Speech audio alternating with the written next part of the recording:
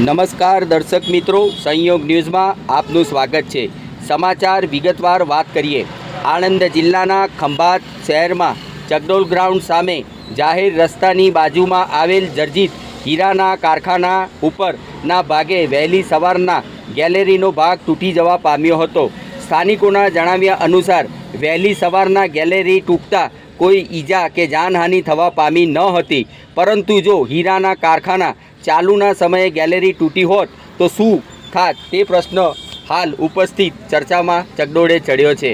ખંભાત શહેરમાં અગાઉ પણ મુખ્ય શાક માર્કેટમાં દુકાનનો સ્લેબ તૂટી ગયો હતો, ત્યારે શું પાલિકા દ્વારા શહેરમાં જર્જિત અને વર્ષો જૂના મકાનો કે દુકાનોનો સર્વે કરી જવાબદારોને નોટિસ પાઠવી ઉતારી લેવા અથવા યોગ્ય રિપેરિંગ કરી લેવા આદેશ આપે તેવું સ્થાનિકો અને શહેરીજનો કહી રહ્યા છે।